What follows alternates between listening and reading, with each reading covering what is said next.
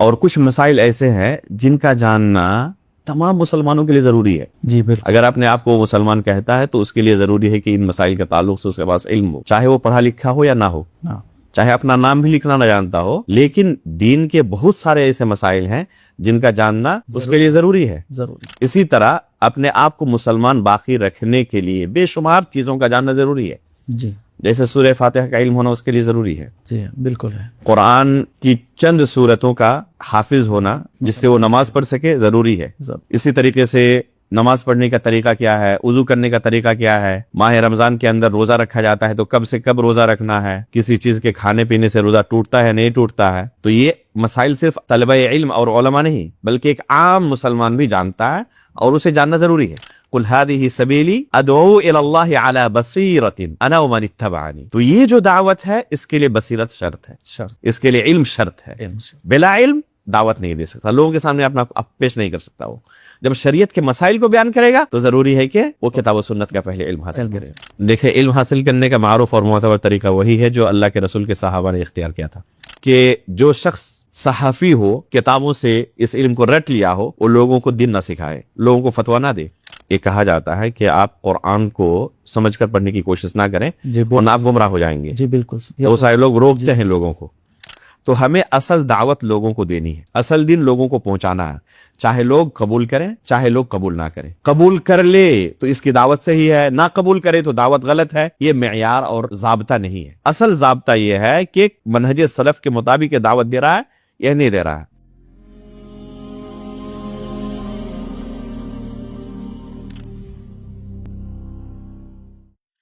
السلام علیکم ورحمۃ اللہ وبرکاتہ. بسم اللہ الرحمن الرحیم. محترم ناظرین, میں آپ کا میزبان محمد عظمت علی فاروقی عمری نذیری آپ سبھی کا ہمارے اس پروگرام میں تہہ دل سے استقبال کرتا ہوں.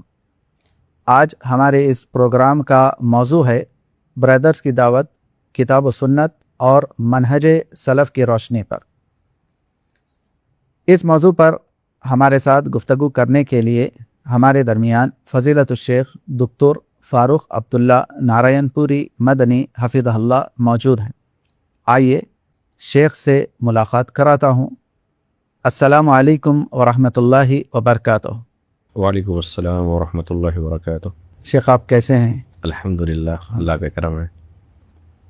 آئیے شیخ سے پہلا سوال کرتے ہیں. شیخ, برادر سے مراد کون لوگ ہیں؟ برادرز کا اطلاق ایسے حضرات پر کیا جاتا ہے جنہوں نے اساتذہ کے سامنے بیٹھ کر معروف طریقے سے بتدریج قرآن و حدیث کا, کتاب و سنت کا علم حاصل نہ کیا ہو. جو کتاب و سنت کو سمجھنے کے لیے بنیادی علوم ہیں جنہیں علوم اعلیٰ کہا جاتا ہے, جیسے صرف ہے, نحو ہے, عربی زبان ہے, اصول فقہ ہے, اصول تفسیر ہے, مصطلح الحدیث ہے, علوم حدیث کے اور بھی دوسرے اہم علوم چاہے وہ جرح و تعدیل سے متعلق ہوں اور دوسرے علوم. ان تمام علوم کو بتدریج اساتذہ سے جنہوں نے نہ پڑھا ہو اور طلب علم سے پہلے ہی لوگوں کو دین سکھانے کے لیے ان کے سامنے ظاہر ہونا شروع ہو گئے ہوں, تو ایسے لوگوں کو برادرز کہا جاتا ہے کہ ابھی تک انہوں نے کتاب و سنت کا معروف طریقے سے علم حاصل نہیں کیا, اس سے پہلے ہی نشر علم کے میدان میں آ گئے.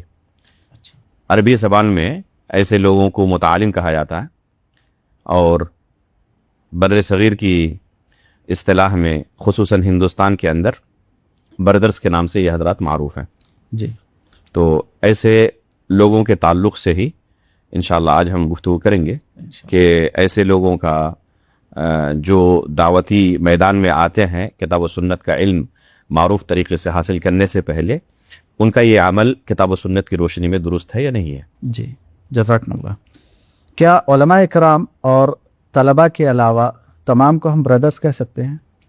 نہیں, یہ بہت سارے لوگوں کے ذہن میں غلط فہمی ہوتی ہے. جب برادرز کے تعلق سے اہل علم گفتگو کرتے ہیں اور ان کی دعوت پر تنقید کرتے ہیں تو بہت سارے حضرات یہ سمجھتے ہیں کہ جو علماء اور طلب علم نہیں ہے ان کے علاوہ باقی تمام لوگ برادرز میں شمار ہوتے ہیں.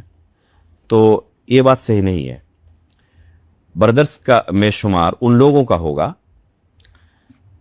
جنہوں نے معروف طریقے سے علم حاصل نہیں کیا لیکن لوگوں کے سامنے ظاہر ہونے لگے, اپنے آپ کو داعی, مرشد, مبلغ, مفتی اور عالم اور مدرس کی شکل میں پیش کرنے لگے, حالانکہ انہوں نے علم حاصل نہیں کیا ہے اساتذہ سے. معروف طریقے سے بتدریج انہوں نے کتاب و سنت کا علم حاصل نہیں کیا, لیکن اس سے پہلے اپنے آپ کو ظاہر کرنے لگے, اسٹیجوں کی زینت بننے لگے, ممبر و محراب کی زینت بننے لگے, اپنے آپ کو عالم کی شکل میں اور دینی رہنما کی شکل میں, مبلغ اور مفتی کی شکل میں پیش کرنے لگے. ایسے لوگوں کو بردرس کی کیٹیگری میں شمار کیا جاتا ہے. لیکن اگر کوئی شخص کتاب و سنت کا معروف طریقے سے علم حاصل نہیں کیا ہے لیکن لوگوں کے سامنے اپنے آپ کو ظاہر نہیں کرتے ایک عالم دین کی طرح, تو ایسے لوگوں کو بردرس نہیں کہا جائے گا. کیوں؟ کیونکہ جب تک یہ لوگوں کے سامنے اپنے آپ کو پیش نہ کریں, عوام ان کی طرف دینی مسائل کے بارے میں معلومات حاصل کرنے کے لیے رجوع نہیں کرتی. عوام کب ان کی طرف رجوع کرتی ہے؟ جب یہ اپنے آپ کو ظاہر کرنے لگتے ہیں. اگر ظاہر نہ کریں تو عوام ان کی طرف رجوع نہیں کریں گے, رجوع تو نہیں کرتے, حالانکہ ان کے پاس علم نہیں ہے, کتاب و سنت کو انہوں نے معروف طریقے سے پڑھا نہیں ہے. آپ اگر انہیں کسی مسئلے کے متعلق پوچھیں گے کہ اس مسئلے کے متعلق جو اہم مصادر ہیں آپ بتائیں, تو ایک بھی کتاب کا یہ نام بیان نہیں کر سکتے. بلکہ قرآن و حدیث بھی آپ ان کے سامنے کھول کر رکھ دیں, حدیث کی کوئی کتاب ہو جس میں زبر زیر پیش نہ لگے ہوئے ہوں, تو وہ دیکھ کر پڑھ بھی نہیں سکتے. بالکل سر. تو یہ ان کی علمی حالت ہوتی ہے. ظاہر سی بات ہے کہ جب یہ کتاب و سنت کو پڑھ بھی نہیں سکتے تو یہ جس چیز کی دعوت و تبلیغ کریں گے وہ کتاب و سنت سے حاصل کیا ہوا نہیں ہے. یہ کتاب و سنت سے حاصل کیا ہوا علم نہیں ہے, کیونکہ وہ تو پڑھ بھی نہیں سکتے, تو کہاں سے انہوں نے حاصل کیا؟ اس کا مطلب کہ کسی دوسرے طریقے سے انہوں نے حاصل کیا ہے, یا تو مترجم کتابوں سے, اردو میں ہو, چاہے انگریزی میں ہو, چاہے ہندی میں ہو, یا کسی دوسری زبان میں ہو, تو بہت ساری کتابیں لکھی گئی ہیں. ان کتابوں کو پڑھ کر شریعت کے متعلق کچھ مسائل کی جانکاری ہو گئی, یا جمعہ کے خطبے ہوتے ہیں, بہت سارے علمی دروس ہوتے ہیں, ان میں شرکت کر کے بعض مسائل کی جانکاری ہو جاتی ہے. تو اب اس بنا پر وہ لوگوں کے سامنے اپنے آپ کو پیش کرنے لگتے ہیں. جب پیش کرتے ہیں تو لوگوں کی طرف سے سوال ہوتا ہے, چونکہ لوگ یہ سمجھتے ہیں کہ جو بھی ہمارے سامنے کھڑا ہوا ہے وہ عالم دین ہے. عوام کے درمیان یہ تفریق نہیں ہوتی کہ حقیقت میں ان کے پاس علم ہے یا نہیں ہے. ان کے درمیان جو بھی کھڑا ہو, ممبر اور محراب کی جو بھی زینت بننے لگے, عوام انہیں عالم دین سمجھنے لگتی ہے. بلکہ جو سب سے زیادہ لچکدار انداز میں تقریر کرے, چرب زبانی جن کے یہاں ہو, انہیں سب سے بڑا عالم سمجھتی ہے عوام. اس سے انہیں کوئی فرق نہیں پڑتا کہ ان کے پاس حقیقت میں کتاب و سنت کا علم ہے یا نہیں ہے. اس برابر وہ کیا کرتی ہے, ان سے دینی مسائل کے تعلق سے سوال کرتی ہے, اور یہ بلا علم لوگوں کو جواب دیتے ہیں. اس کا نتیجہ کیا ہوتا ہے کہ یہ خود گمراہ ہوتے ہیں, دوسروں کو گمراہ کرتے ہیں. اور عینی بعین ہی یہی چیز اللہ کے رسول صلی اللہ علیہ وسلم نے قیامت کی نشانیوں کو بیان کرتے ہوئے بیان کیا ہے کہ جب علماء دنیا سے اس طرح رخصت ہوں گے تو بہت سارے لوگ کیا کریں گے, لوگوں کے سوالوں کا جواب دیں گے بلا علم. لوگ سوال کریں گے ان سے اور یہ بلا علم جواب دیں گے.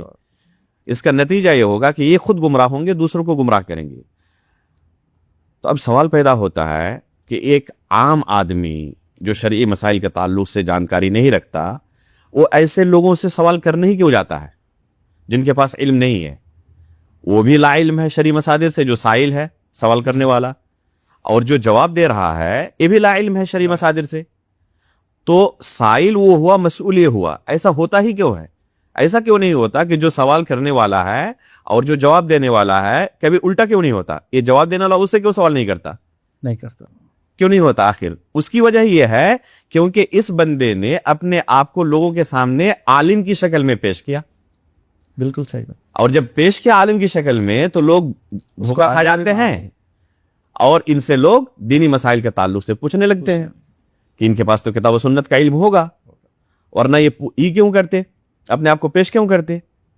تو اس وجہ سے دھوکا کھا جاتے ہیں, اور دھوکا کھانے کے بنا پر ان کو اپنا دینی رہنما سمجھنے لگتے ہیں, ان کو اسٹیج فراہم کرتے ہیں, ممبر پر چڑھاتے ہیں, دینی مسائل کے تعلق سے ان کی طرف رجوع ہوتے ہیں، اور جو یہ رہنمائی کرتے ہیں بلا علم، اسی کو دین اور شریعت سمجھ کر عمل کرنے لگتی ہے۔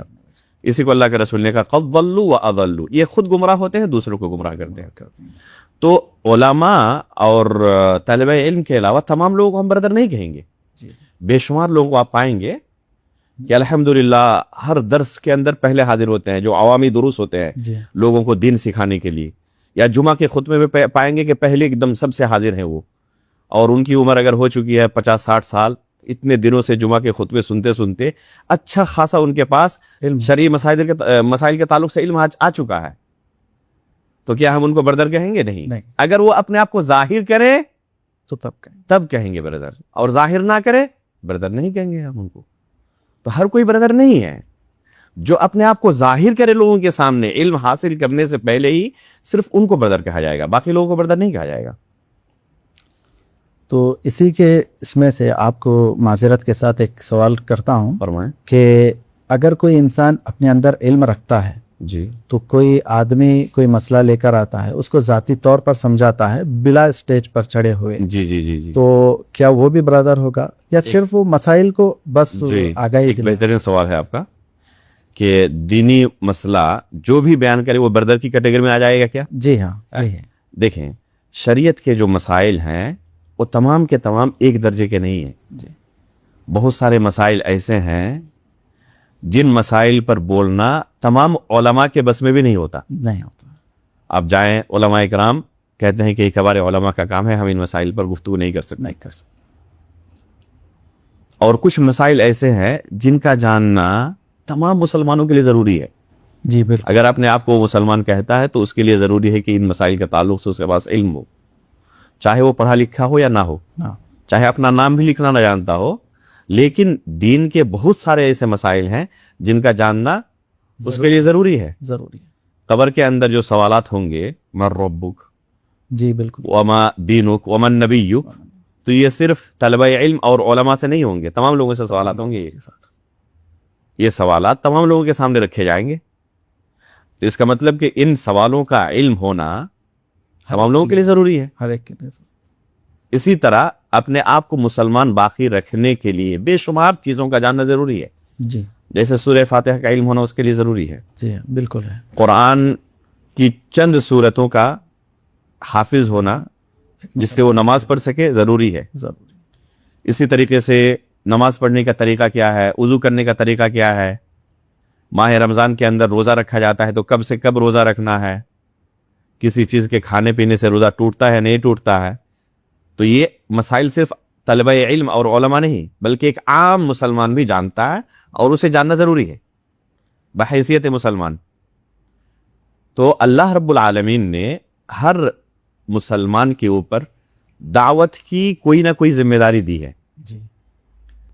والعصر ان الانسان لفی خسر الا الذین آمنوا وعملوا الصالحات وتواصوا بالحق وتواصوا بالصبر۔ چار چیزوں کے بارے میں اللہ نے بیان کیا، یہ چار کیٹیگری کے لوگ ہیں جو خسارے میں نہیں، باقی تمام لوگ خسارے میں ہیں۔ ان میں تیسری چیز جو اللہ نے بیان کی، وتواصوا بالحق، یہ حق کی ایک دوسرے کو تلقین کرنا، وصیت کرنا، اس سے مراد ہے دعوت و تبلیغ۔ تو دعوت و تبلیغ ہر ایک کے اوپر ضروری ہے، اگر نہ کرے تو عند اللہ وہ کیا ہوگا، مسئول ہوگا، مواخذہ ہوگا اس کا۔ لیکن اس سے مراد کون سی دعوت و تبلیغ ہے؟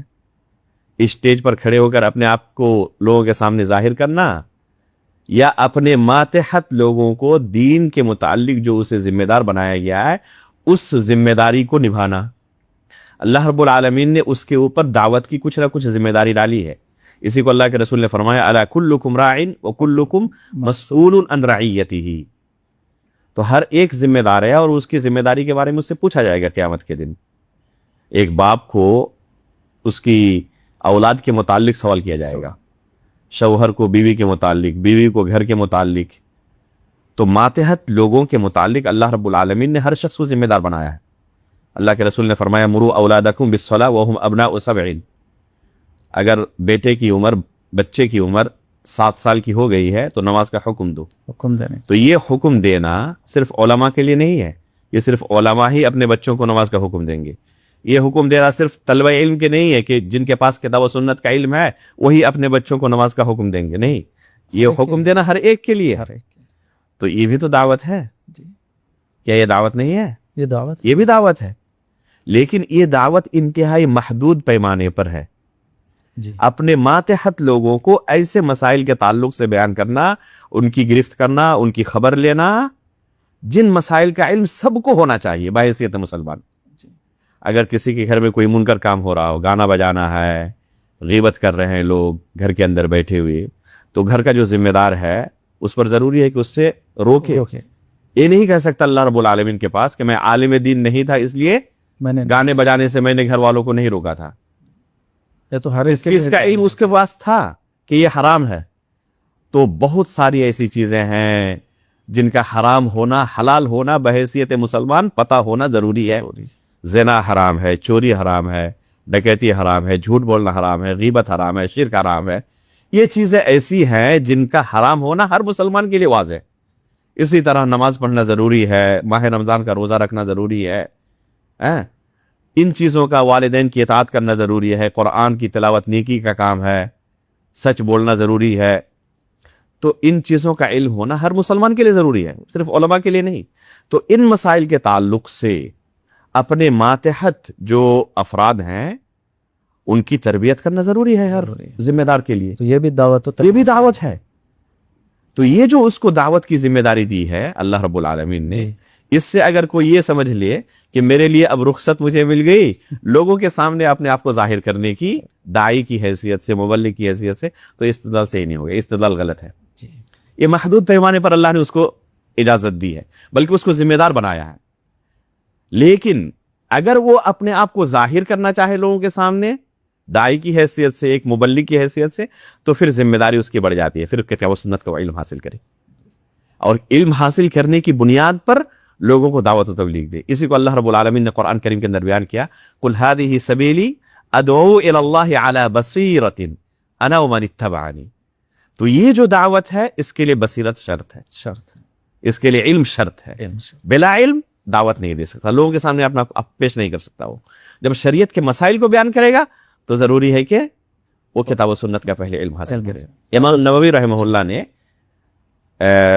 صحیح مسلم کی شرح میں اس مسئلے کو بہت ہی بہترین طریقے سے بیان کیا ہے کہ ایک عام شخص بحیثیت مسلمان جن مسائل کا جاننا اس کے لیے ضروری ہے، یہ مسائل وہ عام شخص بھی اپنے ماتحت لوگوں کو بیان کرے گا، لیکن دین کے مسائل جو دقیق ہے، باریک ہیں، اہم ہے، بڑے مسائل ہیں، ان مسائل کے تعلق سے اس کو گفتگو کرنے کی اجازت نہیں ہے۔ تو اس کو لوگوں کے سامنے پیش کرنے کی اجازت نہیں ہے، اپنے ماتحت جو ان کو، یعنی سامنے والے کو کبھی یہ غلط فہمی نہ ہو کہ ان کے پاس ہم دینی مسائل کے لیے رجوع ہو سکتے ہیں، ان کے پاس ہمیں دینی رہنمائی مل سکتی، یہ غلط فہمی نہ ہو۔ اگر اس کی ایکٹیویٹی ایسی ہے، لوگوں کے سامنے ایسے اپنے آپ کو پیش کر رہا ہے کہ سامنے والا غلط فہمی میں شکار ہو جائے گا، غلط فہمی کا شکار ہو جائے گا کہ یہ عالم ہے، اس کے پاس شرعی مسائل کا علم ہے، حالانکہ اس کے پاس ہے ہی نہیں، تو اس کے لیے یہ طریقہ اختیار کرنا جائز نہیں ہے۔ جزاکم اللہ۔ تو جہاں بھی کتاب و سنت کی بات ہوئی، کیا داعی اور مبلغ کے لیے ضروری ہے کہ وہ کسی مدرسے سے فارغ ہو؟ نہیں، ضروری نہیں ہے، البتہ علم حاصل کرنا ضروری ہے۔ علم حاصل کرنا مدرسے کے اندر ہی وہ علم حاصل کرے یہ ضروری نہیں، علم حاصل کرنا ضروری ہے۔ اس لیے جب آپ نے پوچھا کہ برادر سے مراد کون ہے، تو ہم نے اس وقت کیا کہا تھا کہ اساتذہ کے سامنے بیٹھ کر معروف طریقے سے بتدریج انہوں نے کتاب و سنت کا علم حاصل نہ کیا ہو، تو یہ ہے حقیقت میں اصل شرط کہ استاد سے اس علم کو حاصل کیا ہو، استاد کے سامنے بیٹھ کر بتدریج معروف طریقے سے علم کو حاصل کرنے والا ہو۔ تو اس سے یہ پتا چلا کہ استاد کا ہونا ضروری ہے۔ اب یہ استاد اپنے گھر میں بیٹھ کر کسی دوسرے کو تعلیم دیں، کوئی شخص جائے اور کسی استاد کے گھر میں جا کر ان کے پاس پڑھے، یا پھر وہ استاد مسجد میں بیٹھے، یا پھر مدرسے کے کلاس روم میں بیٹھے، کہیں پر بھی بیٹھے، لیکن استاد کے سامنے بیٹھ کر اس علم کو حاصل کر بتدریج آگے بڑھنا، اسٹیپ بائی اسٹیپ، نیچے سے اوپر تک آگے بڑھنا ضروری ہے، اور اس کے لیے صبر کی ضرورت ہے، ایک لمبی مدت کی ضرورت ہے۔ تو یہ ہے اصل شرط۔ کبھی آپ نے نہیں سنا ہوگا کسی عالم دین سے جو لوگ بردرس پر تنقید کرتے ہیں انہوں نے یہ شرط لگائی ہو کہ مدرسے کے اندر ہی پڑھنا آپ کے لیے ضروری ہے. کبھی انہوں نے یہ بات نہیں کبھی نہیں لگائی شرط. ہمیشہ وہ یہ کہتے ہیں کہ آپ اساتذہ سے معروف طریقے سے علم حاصل کریں. آپ شیخ ابو زید ضمیر حفظہ اللہ کو جانتے ہوں گے. جی الحمدللہ. جو علماء کرام برادرز پر تنقید کرتے ہیں انہی علماء کرام کو آپ نے دیکھا ہوگا کہ شیخ ابو زید ضمیر حفظہ اللہ کی طرف لوگوں کی رہنمائی کرتے ہیں کہ ان سے آپ جڑے رہیں اور ان کے دروس سے استفادہ کریں. جی بالکل. حالانکہ شیخ ابو زید ضمیر حفظہ اللہ انہوں نے کسی مدرسے میں تعلیم حاصل نہیں کی, کسی مدرسے میں جا کے انہوں نے نام نہیں لکھایا, لیکن جو علم حاصل کرنے کا معروف طریقہ تھا اہل علم کے یہاں وہ طریقہ انہوں نے اختیار کیا. علماء اکرام کے ساتھ جڑے اور پھر انہوں نے علوم اعلیٰ جو ہے نحو ہے, صرف ہے, عربی زبان ہے, اصول فقہ ہے, جو علوم اعلیٰ ہے ان کا علم حاصل کیا اور بتدریج آگے بڑھتے رہے یہاں تک کہ جب ان کے پاس الحمدللہ صلاحیت آ گئی عربی زبان کو دائرہ سمجھنے کی, تو شیخ البانی رحمہ اللہ جو کہ اس صدی ہجری میں دنیا کے سب سے بڑے علماء میں سے گزرے ہیں, تو شیخ نے ایک لمبی مدت تک شیخ البانی رحمہ اللہ کے جتنے کیسٹ تھے ایک طرف سے تمام کو سن ڈالا. وہ 400 سے زیادہ کیسٹ ہوں گے اور ایک ایک کیسٹ گھنٹے گھنٹے کا ہے.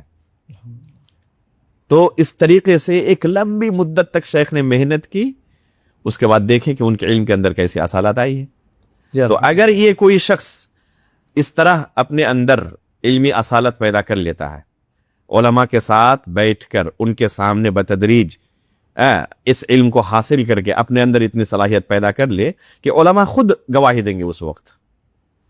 اگر علماء ان کے علم کی گواہی دے رہے ہیں اور ان کے پاس سلف صالحین کے منہج کے مطابق ٹھوس علم ہے, تو چاہے انہوں نے یہ علم مدرسے میں استاد کے سامنے بیٹھ کر حاصل کیا ہو یا غیر مدرسے میں استاد کے گھر میں ہو یا کسی مسجد میں ہو یا اور کسی دوسری جگہ پر ہو, تو کوئی حرج نہیں ہے. تو مدرسے میں داخلہ لینا اور مدرسے کا فارغ ہونا کوئی ضروری چیز نہیں ہے, البتہ استاد کے سامنے بیٹھ کر علم حاصل کرنا یہ ضروری ہے. جزاکم اللہ.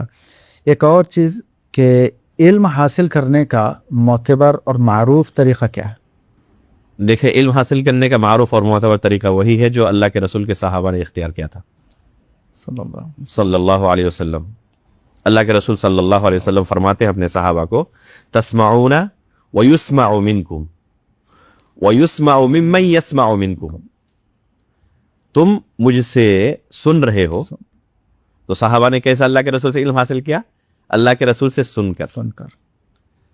تو یہ ہے طریقہ. پھر آگے اللہ کے رسول نے خود بیان کیا کہ ابھی تم مجھ سے سن رہے ہو اور علم حاصل کر رہے ہو, آنے والا جنریشن جو ہے تمہارے بعد کا وہ تم سے پھر اسی طرح سنے گا اور پھر علم حاصل کرے گا. یہی طریقہ ہے. اس لیے آپ دیکھیں جتنے سلف صالحین ہیں کبھی ایک کی سیرت میں بھی آپ کو نہیں ملے گا کہ انہوں نے ذاتی مطالعے سے اس علم کو حاصل کر لیا تھا اور علماء نے ان پر تنقید نہیں کی تھی. ایک بندہ بھی آپ کو نہیں ملے گا, بلکہ خصوصی طور پر ان سلف صالحین کی سیرت میں آپ کو ملے گا کہ ان کے اساتذہ کون ہیں اور ان کے شاگرد کون ہیں. ہر ایک عالم دین کی سیرت میں رجال کی کتاب اٹھائیں, تاریخ کی کتاب اٹھائیں, تاریخ بغداد جیسے اب اٹھائیں, تاریخ دمشق اٹھائیں, رجال کی جو کتب ہیں ان تمام کتب کو آپ کھنگال ڈالیں, کسی ایک بھی عالم کے بارے میں آپ کو نہیں ملے گا کہ انہوں نے ذاتی مطالعے سے علم حاصل کر لیا تھا. ان کے اساتذہ کی لمبی فہرست آپ کو ملے گی. تہذیب الکمال آپ اٹھائیں, نام ذکر کرنے کے بعد امام مزی رحمہ اللہ فوراً کیا ذکر کرتے ہیں, کن سے انہوں نے علم حاصل کیا تھا. اساتذہ کی لمبی فہرست. امام بخاری رحمہ اللہ فرماتے ہیں کہ میں نے یہ علم 1080 اساتذہ سے حاصل کیا ہے. سبحان اللہ. اور وہ سب کے سب اس عقیدے کے حامل تھے کہ ایمان قول و عمل کا نام ہے. یہاں دو چیز یہاں پر ہمیں یعنی پتہ چلتی ہے. یہ ہے ہمارے اسلاف. امام بخاری رحمہ اللہ کہتے ہیں کہ میں نے 1080 اساتذہ سے علم حاصل کیا ہے. پہلی چیز ہمیں کیا پتہ چلا کہ اساتذہ کے سامنے بیٹھ کر علم کو حاصل کیا جائے گا. دوسری چیز کیا کہتے ہیں کہ یہ سب کے سب اس عقیدے کے حامل تھے کہ ایمان قول و عمل کا نام ہے. تو یہ بھی دیکھنا ضروری ہے کہ وہ عالم ہو جن سے ہم علم حاصل کریں گے اور ساتھ میں منہج سلف کا حامل بھی ہو. ایسا نہیں کہ کوئی بدعتی ہو. تو یہ دو بنیادی شرطیں ہیں. تو बगैर असातिज़ा के ज़ाती मुताले से इल्म हासिल करने का तसव्वुर इस्लाम के अंदर नहीं है, ये तसव्वुर ही नहीं है। सलफ में भी यानी ताबईन तबे ताबईन के ज़माने में भी बाद लोगों ने ये कोशिश की कि खुद से ज़ाती मुताले से किताबों से इस इल्म को रट ले और लोगों के दरमियान इस इल्म को नशर करें, और उनकी तादाद कोई मामूली भी नहीं थी। इमाम अबू ज़नाद रहमहुल्लाह फरमाते हैं, और ये उनका एक कौल इमाम मुस्लिम रहमहुल्लाह ने अपनी सही के मुकद्दमे में जिक्र किया है। मुकद्दमे सही मुस्लिम के अंदर आपको एक कौल मिल जाएगा जी। कहते हैं कि अदरकतु बिल मदीनति मिअतन कुल्लुहुम मअमून मा युअखज़ु अन्हुमुल हदीस युक़ालु लैसा मिन अहली। मदीने के अंदर मैंने 100 लोगों को पाया, और ये कसरत को बयान करना मकसूद है, यानी बेशुमार थे वो। कुल्लुहुम मअमून, ये सब के सब मअमून थे, दीन और अमानत के बाब में इंतहाई आला दर्जे पर फाइज, मुत्तकी परहेजगार थे, लेकिन इसके बावजूद इनसे इल्म हासिल नहीं किया जाता था। क्यों? युक़ालु लैसा मिन अहली, लोग कहते थे कि ये अहले इल्म में से नहीं है। मुत्तकी परहेजगार तो है, इसमें कोई कलाम नहीं, लेकिन अहले इल्म में से नहीं है। खतीब बगदादी रहमहुल्लाह ने अल किफ़ाया के अंदर इन तमाम नुसूस को जिक्र किया है तफसील के साथ, और साथ में इमाम मालिक रहमहुल्लाह से नकल करते हैं। इमाम मालिक रहमहुल्लाह इसका सबब बयान करते हैं कि क्यों इनसे इल्म हासिल नहीं किया जाता था। जब ये खुद लोगों को सिखाना चाहते थे तो क्यों लोग हासिल नहीं करते थे? हालांकि इनसे जो छोटे थे उम्र के अंदर, उनसे लोग इल्म हासिल करते थे। अब्दुल्ला बिन वहाब रहमहुल्लाह इमाम मालिक के शागिर्द हैं। इमाम मालिक से पूछते हैं कि जो इनसे छोटे हैं उनसे तो इल्म लिया जाता था ना? तो कहते बिल्कुल, अगर उनसे छोटे हो तब भी उनसे इल्म लिया जाएगा। इमाम मालिक रहमहुल्लाह जवाब देते हैं अपने शागिर्द को, लेकिन शर्त लगाते आगे कहते हैं कि जरूरी है कि उनका जो इल्म है ना, ये असातिज़ा से उन्होंने हासिल किया हो, किताबों से रट लिया हो। इमाम मालिक के शर्त ही कर रहे हैं। तो इस तराजुर में आप देखें इमाम मालिक का ये कौल और अबू ज़नाद रहमहुल्लाह का कौल, तो नतीजा क्या निकला कि अगर कोई किताब से इस इल्म को रट लिया हो तो उससे इल्म नहीं लिया जाएगा। असातिज़ा के सामने बैठकर इल्म को हासिल किया हो कबूल किया जाएगा। और इस सिलसिले में एक दो नहीं बेशुमार नुसूस हैं सलफ़ सालिहीन के, वो सराहत के साथ कहते थे कि जो शख्स सहाफ़ी हो, किताबों से इस इल्म को रट लिया हो, वो लोगों को दिन ना सिखाए, लोगों को फतवा ना दे, और कुरान भी अगर खुद से ज़ाती मुताले से ज़ाती मेहनत से पढ़ना सीख लिया हो, उस्ताद से तलक्की ना किया हो, तो ये दूसरों को कुरान भी नहीं पढ़ा सकता। जायज़ नहीं इसके लिए कि दूसरों को कुरान पढ़ाए। बाद लोगों ने ऐसी कोशिश की कि खुद से ही कुरान पढ़ना उन्होंने शुरू किया, और ऐसी फाश किस्म की गलतियां की कि आप दंग रह जाएंगे। एक ने अबू अहमद अल अस्करी रहमहुल्लाह की किताब अखबारुल मुसहफीन, उन्होंने बहुत सारे इस तरह की मिसालें बयान की हैं कि जिन लोगों ने इस तरह ज़ाती मुताले से इल्म हासिल करना शुरू किया, उनका अंजाम क्या हुआ। एक ने वमा अल्लमतुम मिनल जवारिह मुकल्लिबीन जो आयत है, जो जवारिह को खवारिज पढ़ा। अल्लाह अकबर। अब गौर करेंगे कि खवारिज क्या है और जवारिह क्या, बहुत बड़ी गलती है। इसी तरह जो सूरह नूह की आयत है, यगूथ व यऊक व नसरा, तो नसरन को एक ने बिशरन पढ़ा। अल्लाह अकबर। गलतियां हैं। यमशून अलल अर्द हौनन, हौनन को एक साहब ने हुइया पढ़ा। अल्लाह अकबर। किस वजह से? अगर उस्ताद से इल्म हासिल किया होता तो ऐसी फाश किस्म की गलती नहीं करते। लेकिन जो अपने मुताले से, ज़ाती मुताले से कोशिश किया कुरान को पढ़ना, तो देखें कुरान का अंजाम क्या हुआ। फाश गलतियों में, फाश किस्म की गलतियों में, बल्कि तहरीफ कह सकते हैं आप। तो यही नतीजा होगा। आज भी आप देखेंगे जो हजरात इस तरह ज़ाती मुताले से इस तरह इल्म हासिल करके लोगों के दरमियान इल्म नशर करना शुरू कर देते हैं, तो ऐसी मुज़हिका खेज़ गलतियाँ करते हैं कि अहल इल्म हंसते हैं। उस्ताद मोहतरम शेख सालिह बिन अब्दुल्ला बिन हमद अल उसैमी हफ़िज़हुल्लाह अपने तलबा को नसीहत करते हुए अक्सर ये कहते हैं, अल इल्मु इज़ा अकसा तरीक़ तलबिही यजअलुल इंसान फ़ी ज़िल्लह, कि अगर कोई शख्स इस इल्म को गैर मारूफ तरीके से हासिल करना चाहे तो ये इल्म खुद अहले इल्म के माबैन उसे जलील और रुसवा कर देता है। अल्लाह अकबर। तो यही होगा, जो गैर मारूफ तरीके से हासिल करेगा इस इल्म को, तो ये इल्म खुद उसे रुसवा कर देगा। अल इल्मु यजअलुल इंसान फी ज़िल्लतिन इज़ा अकसा तरीक़ तलबिही, ये उनका जुमला है। जज़ाकमुल्लाह शेख। इसी तरह एक और सवाल शेख, अगर ज़ाती मुताले से علم حاصل نہیں کیا جا سکتا ہے تو علماء اکرام نے قرآن و حدیث اور اسی طرح عربی کتب کا اردو میں اور اسی طرح مختلف زبانوں میں پھر کیوں ترجمہ کیا؟ بہت اچھا سوال ہے آپ کا. واقعی یہ سوال بالکل بنتا ہے کہ اگر ذاتی مطالعے سے علم حاصل نہیں کیا جا سکتا جی تو آخر علماء نے غیر عربی زبانوں میں کتابیں کیوں لکھی؟ بالکل. میں نے خود بہت ساری کتابیں اردو میں لکھی ہے ماشاء اللہ. اور لکھتے رہتا ہوں. علماء اکرام لکھتے رہتے ہیں جی بالکل. غیر عربی زبانوں میں. اور جن عربی کتابوں کا اردو میں ترجمہ کیا جاتا ہے، خصوصاً عام فہم جو کتابیں ہوتی ہیں لوگوں کی ضروریات کے متعلق، تو عموماً مقصد یہی ہوتا ہے کہ لوگ ان کتابوں کو پڑھیں اور شریعت کے متعلق معلومات حاصل کریں، علم حاصل کریں. اب ہم نے کہا کہ ذاتی مطالعے سے علم حاصل نہیں کیا جا سکتا. بالکل. تو بظاہر ایسا لگ رہا ہے کہ ان دونوں عمل کے درمیان تعارض ہے، تضاد ہے. تضاد پائے. لیکن حقیقت میں اگر مقصد سمجھ لیا جائے تو پھر یہ تضاد ختم ہو جائے گا، تعارض ختم ہو جائے گا. اصل مقصد ان کتابوں کے لکھنے کا یہ نہیں ہوتا کہ ان کتابوں کو پڑھ کر کوئی عالم دین بن جائے. جی. جو غیر عربی زبانوں میں کتابیں لکھی جاتی ہیں، جیسے قرآن کا ترجمہ کیا گیا، احادیث کا ترجمہ کیا گیا، کسی عربی کتاب کا اردو میں ترجمہ کیا گیا، تو ایک عالم دین کا مقصد یہ نہیں ہوتا کہ عوام ان کتابوں کو پڑھ کر عالم دین بن جائیں. جمعہ کے خطبے جو دیے جاتے ہیں، بہت سارے مسائل بیان کیے جاتے ہیں دین کے تعلق سے. جی بے شک. ٹھیک ہے، تو اس کا مقصد کیا ہے کہ جو لوگ سنیں وہ سن کر عالم دین بن جائیں اور پھر وہ بھی جمعہ کا خطبہ دینا شروع کر دیں؟ نہیں. اگر کوئی شخص کہے کہ الحمدللہ میری عمر 60 سال کی ہو چکی ہے جی. اور تقریباً 40 سال سے 45 سال سے میں جمعہ کے خطبے سن رہا ہوں، تو اب میں بھی خطبہ دے سکتا ہوں اس لیے کہ میں نے بہت سارے خطبے سنے ہیں، تو ظاہر سی بات ہے کہ کوئی بھی اس کو اس کی اجازت نہیں دے گا. نہیں دے گا، بالکل نہیں. تو یہ طریقہ جو ہے یہ عالم بنانے کا طریقہ نہیں ہے. اس کا مقصد یہ ہے کہ لوگ دین کے متعلق، شریعت کے متعلق معلومات حاصل کریں اور حتی الامکان صحیح طریقے سے اللہ کی عبادت کر سکیں. جی.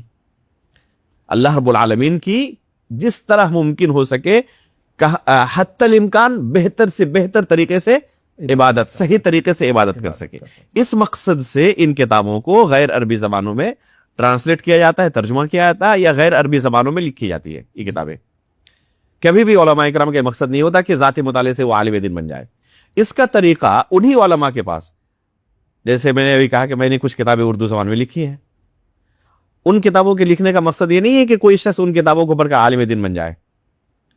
نہیں. اگر کوئی عالم دین بننا چاہتا ہے تو ہم نے اس کا دوسرا طریقہ کھولا ہوا ہے. آئے اور ہمارے پاس بتدریج کتاب و سنت کا علم حاصل کریں. ہم انہیں پڑھائیں گے، ایک ایک سبق دیں گے، ان سے سبق سنیں گے اور بتدریج ان کو آگے بڑھائیں گے تاکہ وہ اس لائق ہو جائے کہ کتاب و سنت کو صحیح طریقے سے پڑھ سکیں، سمجھ سکیں، تحقیق کر سکیں، کیا غلط کیا صحیح ہے اس کی تمیز کر سکیں.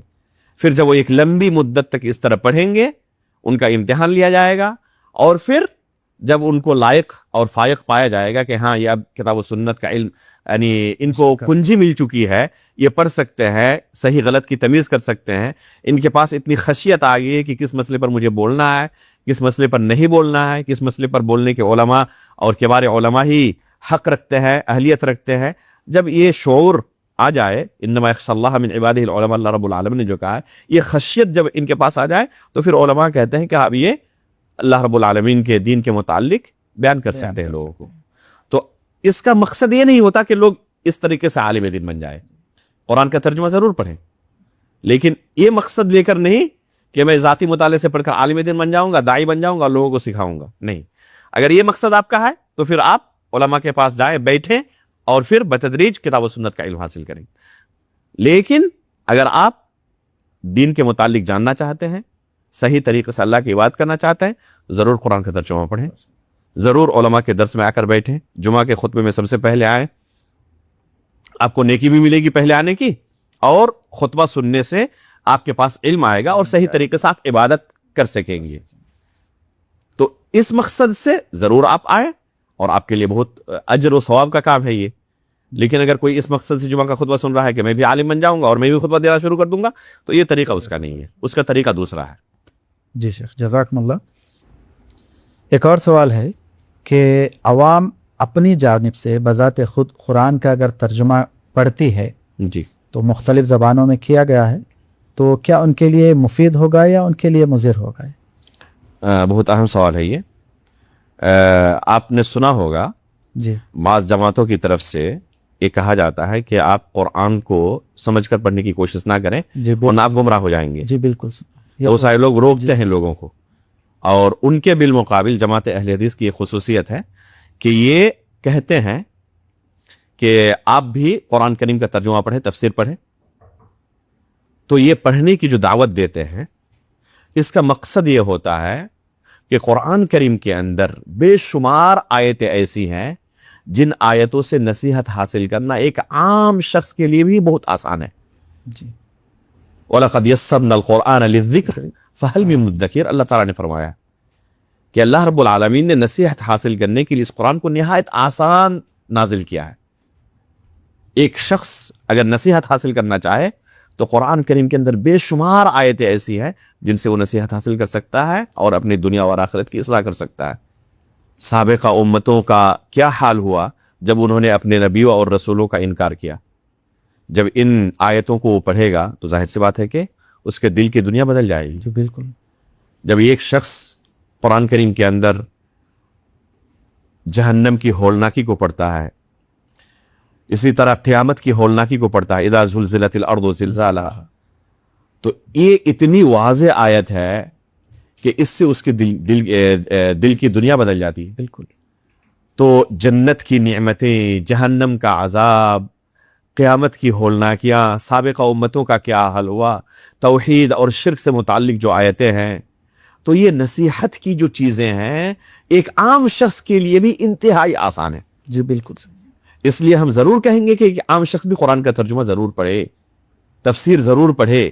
جس زبان کو سمجھتا ہے اللہ کے فضل سے اس زبان میں ترجمہ اور تفسیر موجود ہے تو ضرور پڑھے، لیکن کبھی بھی اس کے دماغ میں یہ وہم نہ پیدا ہو کہ اس طریقے سے پڑھ کر میں عالم دین بن سکتا ہوں اور میں لوگوں کے درمیان دعوت و تبلیغ کے لیے کھڑے ہونے کا اہل بن سکتا ہوں. اس لیے کہ اسی قرآن کے اندر بہت ساری آیتیں ایسی ہیں جن کا سمجھنا ذاتی مطالعے سے اس کے لیے ممکن ہی نہیں ہے، بلکہ اہل علم کے لیے بھی بہت ساری آیتیں ایسی ہیں جن کا سمجھنا آسان نہیں ہے. شیخ الاسلام علامہ ابن تیمیہ رحمہ اللہ نے ایک کتاب لکھی ہے، تفسیر آیات اشکلت علی کثیر من العلماء. لمبا نام ہے جس کا مفہوم یہ ہے ایسی آیتوں کی تفسیر جن کا سمجھنا علماء کے لیے مشکل ہو گیا. سبحان اللہ. اب سوچیں کہ جن کا سمجھنا علماء کے لیے مشکل ہو تو عوام ذاتی مطالعے سے سمجھ سکتی ہے؟ نہیں سمجھ سکتے، ممکن ہی نہیں ہے. تو عوام کے لیے ترجمہ قرآن پڑھنا مفید ہے، لیکن صرف عبادت کرنے کے لیے، نصیحت حاصل کرنے کے لیے. اور ایسی آیتیں بے شمار ہیں. لیکن اگر وہ یہ سوچ رہے ہیں کہ اس میں احکام سے متعلق جو آیتیں ہیں، عقیدے کی باریک مسائل سے متعلق جو آیتیں ہیں، ان کو ہم ذاتی مطالعے سے سمجھ لیں گے تو یہ ممکن نہیں ہے. اساتذہ کے سامنے بیٹھنا پڑے گا، مشائخ کے سامنے بیٹھنا پڑے گا، اور ان کے دروس سے آپ کو استفادہ کرنا پڑے گا. اور آپ اگر سکھانا چاہتے ہیں تو پھر بتدریج ایک لمبی مدت تک آپ کو گزارنا پڑے گا علم کے راستے میں. جزاکم اللہ شیخ. ایک اور سوال ہے کہ علماء اور برادرز ان دونوں کے مابین کیا فرق؟ بہترین سوال ہے. میں جواب تھوڑا دلچسپ انداز میں دوں. بالکل. آپ نے دیکھا ہوگا ہر شہر میں، جی ہر علاقے میں بہت سارے کوالیفائڈ ڈاکٹر ہوتے ہیں جی جنہوں نے باضابطہ اس علم کو حاصل کیا ہے اساتذہ کے سامنے بیٹھ کر ایک لمبی مدت تک. جی. اور بہت سارے ایسے ڈاکٹر بھی ہوتے ہیں جنہوں نے ڈاکٹری نہیں پڑھی ہے، لیکن ڈاکٹروں کے ساتھ رہنے کی وجہ سے وہ بھی بہت سارے دوائیوں کے بارے میں جان لیتے ہیں. جی بالکل جانتے ہیں. اور پھر وہ کیا کرتے ہیں، لوگوں کا علاج کرنا شروع کر دیتے ہیں. تو اصلی ڈاکٹر اور نقلی ڈاکٹر، ان ڈاکٹروں کے درمیان فرق کرنا ایک عام شخص کے لیے آسان ہوتا ہے یا نہیں ہوتا؟ بالکل آسان ہوتا ہے. ہر کوئی جانتا ہے کہ یہ پڑھا لکھا ڈاکٹر ہے، اس کے پاس ڈگری ہے، اس نے باضابطہ اس فن کو سیکھا ہے. ایک لمبی مدت تک اس میں محنت کرنے کے بعد اس ताल्लुक से इल्म हासिल किया है और फिर उसके बाद लोगों का इलाज करना शुरू किया है। इसी के बिलमुकाबिल बहुत सारे ऐसे डॉक्टर हैं जिनको आवाम की इस्तिलाह में कॉग डॉक्टर कहते हैं जी हैं।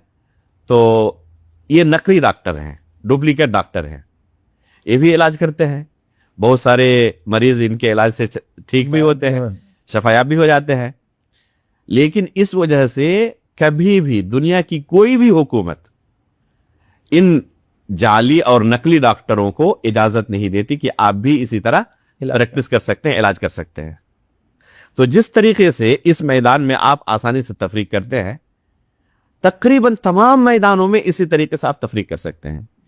इसी तरीके से शरीयत का भी मैदान है, इसी तरीके से कि कौन ब्रदर्स में से हैं और कौन अहले इल्म में से हैं, इनके दरमियान तफरीक करना बहुत मुश्किल नहीं है। अहले इल्म में से वो होंगे जिनके असातिज़ा हैं, ब्रदर्स में वो होंगे जिनके असातिज़ा नहीं है। एक बुनियादी फर्क ये हुआ। दूसरा फर्क ये कि इन असातिज़ा से उन्होंने बतदरीज इस इल्म को हासिल किया है।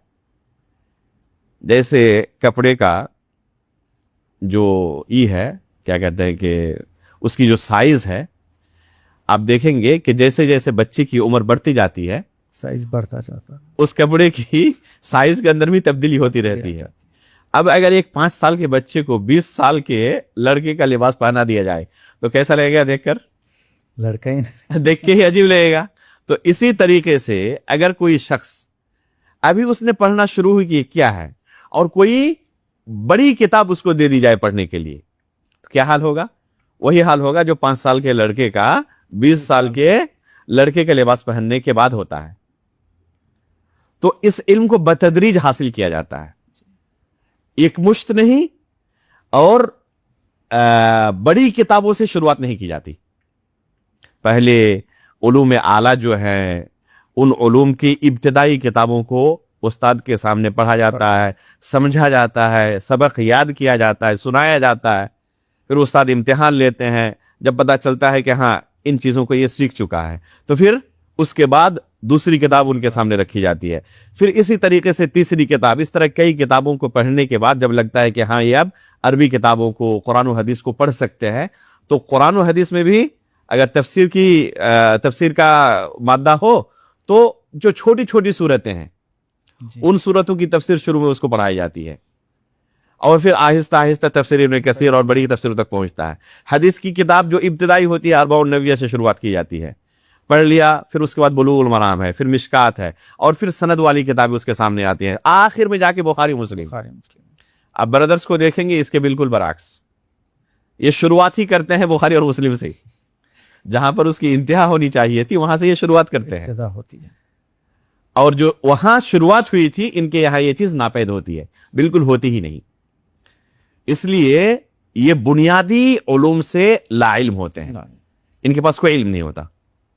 इसी तरीके से अहले इल्म एक लंबी मुद्दत तक पढ़ने के बाद अपने अंदर ये सलाहियत पैदा करते हैं और इनके पास ये चीज मफकूद होती है जी। तो इस तरीके से आसानी के साथ फर्क किया जा सकता है कि ये इनका शुमार अहले इल्म में है या इनका शुमार ब्रदर्स में से है। और हमने शुरू में ही कहा था कि तमाम लोग अहले इल्म के अलावा ब्रदर में नहीं होंगे शुमार, सिर्फ वो लोग होंगे जो इल्म ना होने के बावजूद लोगों के सामने अपने आप को पेश करे आलिम की शक्ल में, कि अगर पेश नहीं करते तो लोग धोखा नहीं खाएंगे इनसे। कब धोखा खाएंगे? जब पेश करना शुरू कर दें। तो इस तरीके से आसानी से फर्क किया जा सकता है। ये तो शेख आप फ़र्क बताएं जी, लेकिन अगर हम अवाम को देखेंगे तो ब्रदर्स की तरफ जो है अवाम का मैलान बहुत ज़्यादा है, इसकी वजह क्या है? एक भी बहुत अहम सवाल है ये। ब्रदर्स की तरफ अवाम के मैलान की बहुत बड़ी वजह यह है कि एक आम शख्स को बहुत आसानी के साथ अपने हर सवाल का जवाब मिल जाता है, बल्कि आप यूं भी कह सकते हैं कि मनचाहा जवाब मिल जाता है जी। जिस तरह का जवाब चाहते हैं ये ब्रदर्स उसी तरह का जवाब उन्हें दे देते हैं। अहले इल्म के यहां खशियत होती है, किसी भी मसले पर बोलने से पहले वो अपने आप का इम्तिहान लेते हैं कि इस मसले पर बोलना मेरे लिए मुनासिब है या नहीं है, मेरे अंदर अहलियत है या नहीं है इस मसले पर बोलने की। अगर उनके ऊपर कोई सवाल पेश किया गया علم نہ ہو اس سوال کے تعلق سے تو جواب نہیں دیتے، اللہ عالم کہہ کے خاموش ہو جاتے ہیں. آپ علماء سے جا کر کسی مسئلے کو پوچھیں تو بہت سارے سوالوں کا آپ کو جواب نہیں دیں گے. سلف سے لے کر آج تک اہل علم کا یہی حال ہے. جی بالکل صحیح، کہ وہ سوالوں کا جواب دینے سے پہلے اچھی طرح جانچ پرکھ کرتے ہیں کہ ہم اس سوال کا جواب دے سکتے ہیں نہیں دے سکتے ہیں. اگر علم نہ ہو تو معذرت کر لیتے ہیں کہ اس سوال کا جواب آپ کسی دوسرے عالم سے پوچھیں، میرے پاس اس سوال کا علم نہیں ہے. ہمارے پاس بہت سارے سوالات آتے ہیں، ہم ان کا جواب نہیں دے پاتے. ہم بھی اپنے اساتذہ سے پوچھتے ہیں، وہ بھی ہمیں جواب نہیں دے پاتے. بردرز کا معاملہ اس کے بالکل برعکس ہوتا ہے. ان کے پاس ہر سوال کا جواب تیار ہوتا ہے، بلکہ آن دا اسپاٹ اسٹیج پر ہی کھڑے کھڑے اسی وقت جواب تیار کرتے ہیں اور سامنے والے کو دے دیتے ہیں. اور سامنے والا ان کی عقلی باتوں کو سن کر خوش ہو جاتا ہے اور متاثر ہوتا ہے. ان کو اس سے کوئی فرق نہیں پڑتا کہ ہمارا یہ جواب قرآن و حدیث کے مطابق ہے یا نہیں ہے. چونکہ ان کے پاس علم ہی نہیں ہوتا قرآن و حدیث کا، تو یہ کیا کرتے ہیں، لاجیکلی ہر سوال کا جواب دینے کی کوشش کرتے ہیں. یہ لاجیکلی سامنے والے کو کسی بھی طرح خاموش کرنا ہے. ہر سوال کا جواب دینا ضروری سمجھتے ہیں یہ. اور ہر سوال کا جواب دیتے بھی آپ نے کبھی کسی بردر کو نہیں سنا ہوگا کہتے ہوئے کہ مجھے اس سوال کا جواب نہیں پتا ہے. یا اہل علم سے یا ہم سے جو بڑے علماء ہیں ان سے آپ جا کے پوچھیں، کبھی آپ نے نہیں پایا ہوگا. تو چونکہ عوام کو فوراً ان کے سوالوں کا جواب مل جاتا ہے، اس لیے وہ ان کی طرف فوراً مائل ہو جاتے ہیں. ایک اور چیز جس سے بہت سارے لوگ متاثر ہوتے ہیں وہ نمبرنگ کا مسئلہ ہے. یہ کیا کرتے ہیں، آیت اور حدیث کا نمبر لوگوں کو بیان کرتے ہیں. کسی چیز کو بیان کیا اور اس کے اتنے نمبرات. بہت سارے لوگ اس سے متاثر ہو جاتے ہیں، مرعوب ہو جاتے ہیں. حالانکہ حقیقت میں یہ بردرس کی مجبوری ہوتی ہے نمبر بیان کرنا. اچھا، انہی نمبرات والے نصوص کو ان سے آپ پوچھ لیں کہ آپ نے فلاں حدیث کا اتنا نمبر بتایا تھا، بخاری میں اتنا نمبر ہے، وہ حدیث ذرا پڑھ کے سنا دیں. اس کے بعد آپ کو پتا چلے گا کہ ان نمبروں کا کیا حال ہے. بلکہ ان کے سامنے کھول کر رکھ دے، زبر زیر اگر نہ لگا ہوا ہو تو پڑھ بھی نہیں پائیں گے. نہیں پڑھ. تو نمبر یاد کرنا بڑا آسان ہے، نمبر یاد کرنا بڑا آسان ہے، لیکن مکمل ایک صفحے کی حدیث کو یاد کرنا بڑا مشکل ہے. عوام کیا سمجھتی ہے کہ ان کا نمبر بیان کرنا ان کی ذہانت کی دلیل ہے، حالانکہ حقیقت میں ان کی مجبوری ہے نمبر سے کام چلانا. جی، کیونکہ یہ پڑھ نہیں سکتے، اور جب کوشش کرتے ہیں پڑھنے کی تو ایک سطر کے اندر فاش قسم کی بے شمار غلطیاں کرتے ہیں. کیونکہ یہ ابتدائی درجات میں جو صرف اور نحو کے قواعد پڑھائے جاتے ہیں ان سے بھی واقف نہیں ہوتے، فاش قسم کی غلطیاں کرتے ہیں. تو اس لیے وہ نمبر سے کام چلاتے ہیں اور عوام مرعوب ہو جاتی ہے کہ یہ حقیقت میں ان کے پاس ہی اصل علم ہے. جی، حالانکہ ہمارے پاس اصل یہ نہیں ہے کہ انہوں نے نمبر کون سا بیان کیا یا کون سی آیت بیان کی یا کون سی حدیث بیان کی. اصل یہ ہے کہ جو وہ دلیل دے رہے ہیں وہ دلیل حقیقت میں منہج سلف کے مطابق وہی مفہوم اس کا ہے جو انہوں نے بیان کیا یا کوئی دوسرا مفہوم ہے. صرف ہمارے یہاں حوالہ کافی نہیں ہے. یہ تو صرف نمبر سے کام چلاتے ہیں. خوارج، معتزلہ، قدریہ، جہمیہ جیسے گمراہ فرقے جو ہوتے ہیں جی، وہ تو باضابطہ پورا نص پڑھتے ہیں، پوری آیت پڑھتے ہیں، پوری حدیث آپ کو سنا دیں گے. صحابہ اکرام کو علی رضی اللہ تعالیٰ عنہ اور ان کے ساتھ جو دوسرے صحابہ اکرام تھے، خوارج نے قتل کرنا شروع کیا. ان صحابہ اکرام پر کفر کا فتویٰ لگایا، جی، ان کے خلاف تلوار اٹھائی. جی، خوارج ان صحابہ اکرام کو اپنی تلواروں سے قتل کرتے تھے اور کیا سمجھتے تھے کہ ہم اللہ رب العالمین کی قربت حاصل کر رہے ہیں ان صحابہ اکرام کو قتل کر کے، نعوذ باللہ. اور اپنے اس عمل کے لیے وہ قرآن سے دلیل پیش کرتے تھے، وَمَن لَّمْ يَحْكُم بِمَا أَنزَلَ اللَّهُ فَأُولَٰئِكَ هُمُ الْكَافِرُونَ إِنِ الْحُكْمُ إِلَّا لِلَّهِ. قرآن سے وہ دلیل دیتے تھے اور صحابہ اکرام کو کافر کہتے تھے، نعوذ باللہ من ذالک. تو اب سوچیں کہ اگر کوئی قرآن سے بھی دلیل دے اور اس کا وہ مفہوم نہ ہو تو ہم قبول کر لیں گے؟ نہیں کر سکتے. علی بن ابی طالب رضی اللہ تعالیٰ عنہ خلیفہ راشد کیا کہتے تھے ان خوارج سے؟ کلمۃ حق ارید بها الباطل، کہ آپ نے جو دلیل پیش کی، وہ دلیل تو اپنی جگہ پر برحق ہے، یہ اللہ کا کلام ہے، ارید بہل باطل، لیکن مسئلہ یہاں پر اصل مفہوم اور مراد کا ہے۔ یہ جو آپ نے مراد بیان کی، تفسیر جو بیان کی، یہ باطل تفسیر ہے۔ اللہ کے رسول نے ہمیں جو تفسیر بیان کی تھی وہ تفسیر یہ نہیں ہے جو آپ مراد لے رہے ہیں۔ تو اگر کوئی شخص نمبر کیا پوری آیت پڑھ کے سنا دیں لیکن اس کا وہ مفہوم نہ ہو جو سلف صالحین نے لیا ہے تو ہم اسے قبول نہیں کر سکتے۔ تو اصل نمبر کا مسئلہ نہیں ہے، اصل مسئلہ کس کا ہے کہ وہ منہج سلف کے مطابق ہے یا نہیں ہے، اس کا یہی معنی ہے یا نہیں ہے۔ اور یہ کیسے پتا چلے گا کہ یہی معنی ہے یا نہیں؟ پڑھنا پڑے گا پھر، اور یہی کام وہ نہیں کرنا چاہتے۔ تو چونکہ عوام کو فٹافٹ جواب مل جاتا ہے بغیر کسی محنت کے، اور ہر کوئی آسان پسند ہوتا ہے، آج ہمارے عوام کے یہاں وہ دینی شعور نہیں ہے کہ دین کو حاصل کرنے کے لیے علماء اکرام کی طرف رجوع کرے اور اس کے لیے محنت کرنی پڑے، اس کے لیے مال اور محنت کی قربانی دینی پڑے، تو ہم اس کے لیے تیار ہیں نہیں ہے ہمارے ہاں وہ بیداری۔ آج لوگ کیا کرتے ہیں، ان کو فٹافٹ جواب چاہیے، اس لیے فوراً گوگل کھولتے ہیں اور وہی سوال ٹائپ کیا، فوراً جواب مل گیا، خوش ہو گئے۔ تو چونکہ ان بردرز کے پاس فوراً ان کو جواب مل جاتا ہے، اس لیے بہت جلدی ان کی طرف مائل ہوتے ہیں۔ جی ٹھیک ہے، ایک آخری سوال یہ ہے، کیا علماء کو برادرز کے ساتھ مل کر کام کرنا چاہیے؟ جی یہ بہت زیادہ مطالبہ ہوتا ہے کہ ان برادرز کو میدان سے نہیں ہٹانا چاہیے، یہ ایک لمبے زمانے سے محنت کر رہے ہیں، کام کر رہے ہیں، ان سے فائدہ بھی بہت ہوتا ہے۔ یہ بھی کہا جاتا ہے کہ ان سے فائدہ تو بہت ہوتا ہے، بہت سارے لوگوں نے ان کے ہاتھ پر اسلام قبول کیا، بلکہ بہت سارے تو یہ بھی کہتے ہیں کہ آپ کے ہاتھ پر کتنے لوگوں نے اسلام قبول کیا؟ ان کے ہاتھ پہ تو بے شمار لوگوں نے اسلام قبول کیا ہے، تو آپ ان کے اوپر ہی کلام کر رہے ہیں۔ دیکھیں، سب سے اہم چیز جو ہمارے یہاں ہے وہ یہ ہے کہ اللہ رب العالمین کی شریعت کما حقہ لوگوں تک پہنچائی جائے۔ جی چاہے لوگ اسے قبول کریں یا نہ کریں، بے شک اس سے ہمیں بہت زیادہ فکر مند ہونے کی ضرورت نہیں ہے۔ دعوت کا قبول کرنا یہ دائی کے ہاتھ میں نہیں ہے، یہ فقط اللہ رب العالمین کا محض فضل و کرم ہے۔ کسی کی دعوت میں اللہ رب العالمین نے برکت رکھی اور اس کی دعوت سے متاثر ہو کر بے شمار لوگ حلقہ وغوش اسلام ہو گئے، اور کسی کے یہاں اللہ رب العالمین نے وہ قبولیت اور شہرت نہیں رکھی۔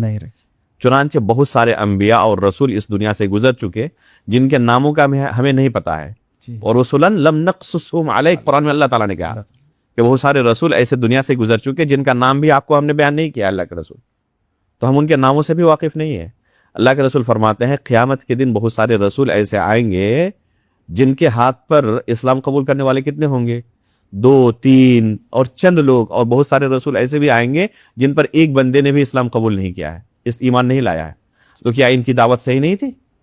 یقیناً ان کی دعوت صحیح تھی، لیکن انہوں نے اپنی دعوت کے ساتھ کمپرومائز نہیں کیا۔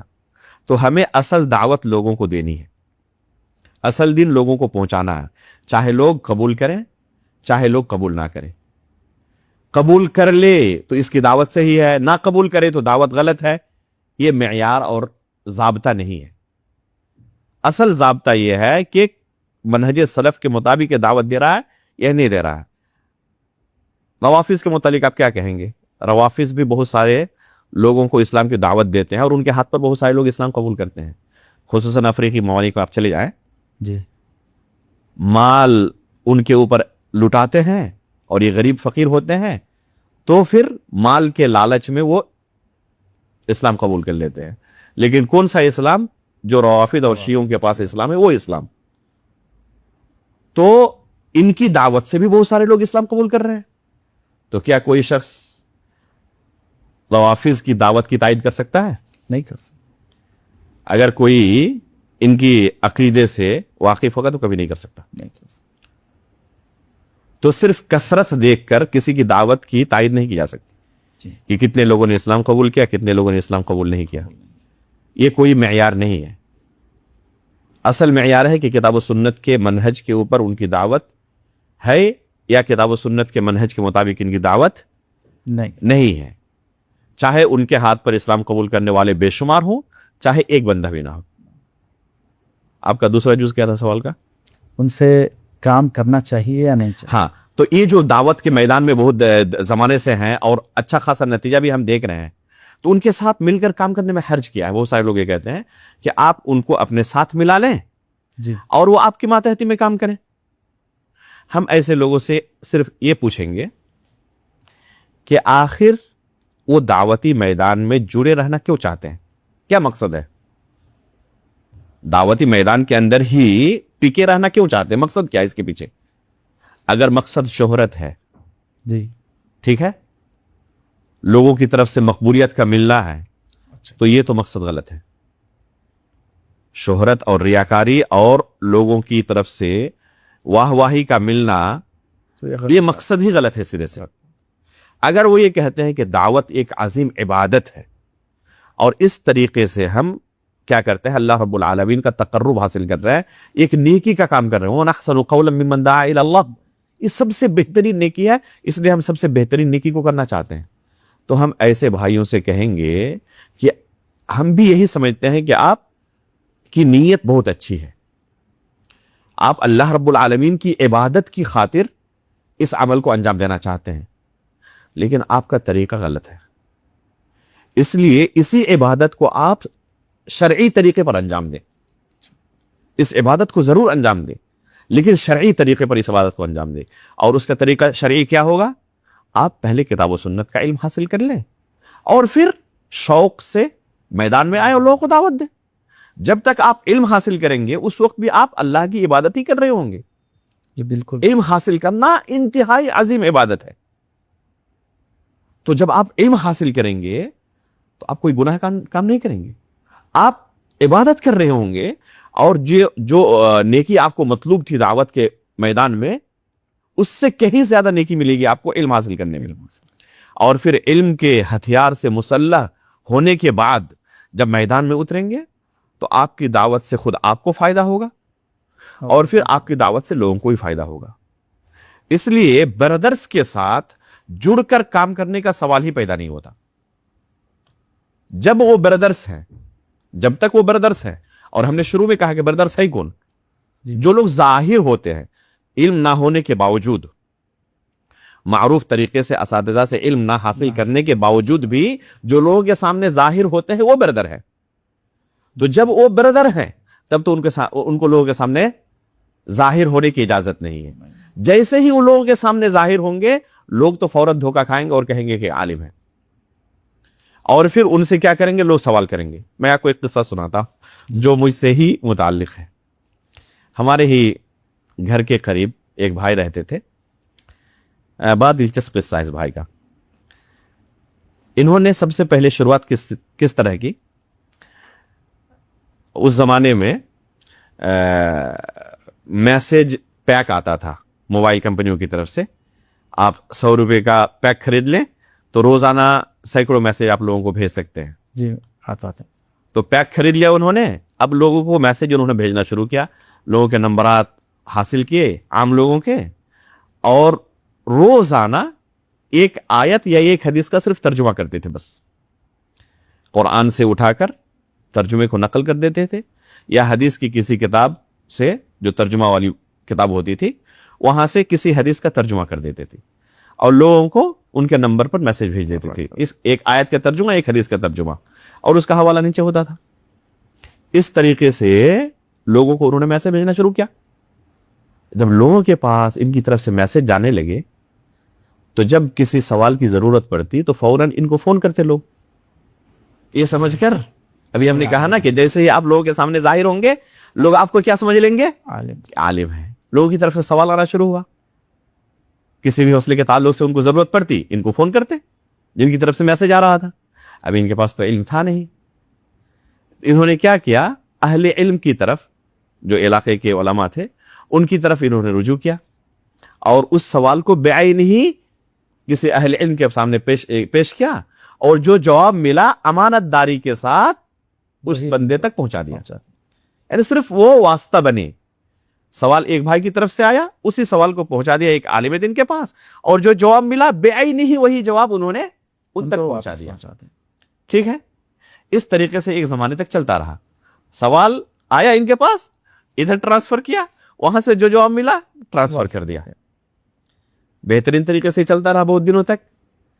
جب ان کے پاس اس طرح سوالوں اور جوابوں کا ایک ذخیرہ جمع ہو گیا جی تو اسی طرح کا سوال جب پھر مستقبل میں جیسے 1 مہینے 2 مہینے کے بعد، اس سے پہلے یہ سوال 10 مرتبہ ان کے پاس آ چکا ہے اور وہ 10 مرتبہ اہل علم سے رجوع ہو کر جواب لے چکے ہیں اور ٹرانسفر کر چکے ہیں. تو جب وہی سوال دوبارہ آیا تو اب انہوں نے کیا کیا، علماء کی طرف رجوع نہ کر کے، چونکہ ان کے پاس تو پہلے سے موجود ہے ذخیرہ، اپنی طرف سے انہوں نے اسی جواب کو نقل کر دیا اپنی زبانی. عالم دین کی آواز نہیں، اب ان کی آواز جانے لگی لوگوں کے درمیان. جب کوئی نیا سوال آتا تب علماء کی طرف بھیجتے، پرانا سوال آتا تو انہی جوابوں میں سے اپنے ایک جواب تیار کر کے بھیج دیتے. اب جب ان کی آواز جانے لگی تو یہ بندہ ہے کون، تو اب ان کو موقع دیا جائے. اب اسٹیجوں کے اندر ان کو موقع دیا جانے لگا. تو اچھا خاصا ان کے پاس سوالوں کا جواب چونکہ موجود تھا، اب انہی چیزوں کو اسٹیجوں پہ بیان کرنا انہوں نے شروع کر دیا. اپنا حلیہ بھی بدل لیا، جبہ پہننے لگے، عربی غترہ بھی پہننے لگے، ایک دم پورا حلیہ ان کا ایک عالم دین کی طرح. تو اب لوگوں کو بالکل دھوکا ہوا. اب یہ منبر پر بھی چڑھنے لگے. کچھ دنوں کے بعد خاص مسائل پر انہوں نے کتاب لکھنی شروع کر دی. اللہ اکبر. مصنف بھی بن گئے. اور کچھ زمانہ گزرا تو انہوں نے ایک ویب سائٹ لانچ کر دی اور اس طریقے سے ایک بہت بڑے لوگوں کی نظر میں اسکالر بن گئے. یہاں تک کہ ایسے ایسے مسائل پر بولنا شروع کیا کہ علماء اکرام سینکڑوں بار سوچیں گے ان مسائل پر زبان کھولنے سے پہلے. شروع سے ہی یہ بندہ مجھ سے جڑا ہوا رہا اور ہمیشہ میں نے نصیحت کی کہ دیکھیں آپ کا طریقہ غلط ہے، لیکن جب بھی نصیحت کرتا ادھر ادھر بات کو گھما دیتے. ایک مرتبہ انہوں نے میرے پاس ایک کتاب بھیجی کہ اس کی تقریض آپ لکھ دیں. کتاب کے شروع میں تقریض ہوتی ہے نا جی، تو کتاب کی تعریف و توصیف تھوڑی آپ کر دیں تاکہ یہ کتاب مارکیٹ میں بکے. انہی کی کتاب، انہی کی انہوں نے کتاب لکھی. کس مسئلے پر کتاب تھی؟ مسئلہ تھا کہ پورے علاقے میں جیسے ہی ظہر کا وقت ہوتا ہے فوراً اذان نہیں دی جاتی. اس علاقے میں تقریباً 11:30 بجے ظہر کا وقت داخل ہو جاتا ہے اور عموماً لوگ 12:15 بجے 12:30 بجے اذان دیتے ہیں اور پھر ظہر کی نماز ہوتی ہے. جی، تو انہوں نے اسی موضوع پر کتاب لکھی کہ جیسے ہی وقت داخل ہو فوراً اذان دینا ضروری ہے. علاقے کے لوگوں کو، مسجد کے متولیان کو، سرداروں کو سمجھایا جائے. اگر وہ قبول کر لے تو بہت اچھی بات ہے، اگر نہ قبول کریں تو خود سے اذان دیں اور خود جماعت کر کے چلے جائیں. اللہ اکبر. یعنی جماعت کو توڑ دیں آپ. لوگوں کے ساتھ اس طرح 1 گھنٹہ تاخیر سے نماز پڑھنا جائز نہیں. اب فتویٰ بھی دے دیا گیا اس میں، اور قرآن و حدیث سے دلیلیں، حدیث کو باضابطہ سند کے ساتھ، باب کے ساتھ، اور جو ائمہ کرام حدیث بیان کرنے کے بعد علل کے تعلق سے گفتگو کرتے ہیں، ان تمام چیزوں کو کاپی پیسٹ کیا ہے اور نیچے ترجمے میں صرف حدیث کا ٹکڑا، آگے پیچھے جو کچھ ہے اس کا نہیں کچھ بھی. میرے پاس بھیجا انہوں نے تقریض لکھنے کے لیے. جیسے ہی میں نے پڑھا میں نے اللہ دنگ رہ گیا کہ اگر کوئی شخص کتاب و سنت کا علم حاصل نہ کرے اور اس طریقے سے آگے بڑھنا چاہے تو کیا حشر ہو سکتا ہے.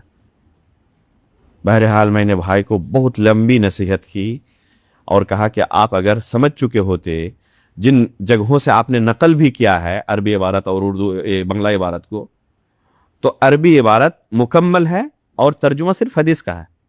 اگر اسی کو مکمل آپ سمجھ لیتے تو اس کو نقل نہیں کرتے آپ. بالکل صحیح بات. نصیحت کی، اس کا نتیجہ یہ ہو کہ مجھے بلاک کر دیا. اللہ اکبر. شروع میں دیکھیں کس طرح علماء سے جڑے ہوئے تھے، لیکن جب نصیحت ہوئی تو انہوں نے علماء سے بالکل اپنے آپ کو کاٹ لیا. تو یہ کب تک علماء سے جڑے رہتے ہیں؟ جب تک ان کو شہرت نہ مل جائے. جب یہ خود آئیکن بن جاتے ہیں تب یہ کسی سے جڑے نہیں رہتے. علماء کرام پر تنقید کرتے ہیں، بلکہ پوری دنیا کے اندر اگر کسی عالم کو سب سے بڑا سمجھا جاتا ہے، یعنی سب سے بڑے علماء میں جن کا شمار ہوتا ہے، یہ برادرز ان پر بھی تنقید کرتے ہیں. اللہ اکبر. ان پر بھی تنقید کرتے ہیں. شیخ ابن باز، شیخ ابن عثیمین، علامہ البانی اور ان جیسے کبار مشائخ پر بھی تنقید کرنے سے نہیں چکتے ہیں. میں نے خود ڈاکٹر ذاکر نائک صاحب کو علامہ البانی کے خلاف اسٹیج پر کھڑے ہو کر منہج سلف کے اوپر ان کے خلاف بولتے ہوئے سنا ہے. اور کہتے ہیں کہ شیخ البانی رحمہ اللہ نے جو ایک شخص کو ایک مناظرہ ہوا تھا نا، معروف ان کا جو مناظرہ ہے کہ اپنے آپ کو اہل حدیث کہنا کیوں ضروری ہے، سلفی کہنا کیوں ضروری ہے. جی جی. تو ڈاکٹر ذاکر نائک صاحب کیا کہتے ہیں کہ شیخ البانی تو ان کے سامنے جیت گئے تھے، لیکن ان کی بات صحیح نہیں تھی، اور ان کا جواب میرے پاس یہ ہے. سوچیں، جو قرآن حدیث کو دیکھ کر نہیں پڑھ سکتے، وہ علامہ البانی رحمہ اللہ پر لوگوں کے سامنے مجمع میں تنقید کر رہے ہیں کہ ان کی بات غلط ہے اور یہ صحیح ہے. تو یہی نتیجہ ہوتا ہے کہ یہ حقیقت میں جڑے کب تک رہتے ہیں؟ جب تک ان کو شہرت نہ ملے. لیکن جب یہ شہرت کے اونچے معیار پر پہنچ جائیں، یہ کسی کے انڈر نہیں رہتے، اور پھر یہ جو فتنہ پھیلاتے ہیں اس کا تدارک ممکن نہیں ہوتا. تو سد باب کے طور پر بھی علماء کیا کہتے ہیں کہ ان کو جب تک یہ علم حاصل نہ کریں لوگوں کے سامنے ظاہر ہونے کی اجازت نہیں ہے. جی ٹھیک ہے شیخ، جزاکم اللہ خیر. جزاکم اللہ. آپ آئے ہمارے پروگرام پر، بہت بہت شکریہ. آپ سے دعا کرتے ہیں کہ اللہ رب العالمین آپ کے علم میں، صحت میں خیر اور عافیت عطا فرمائے، آپ کے اہل و عیال میں عافیت عطا فرمائے. آمین. جزاکم اللہ.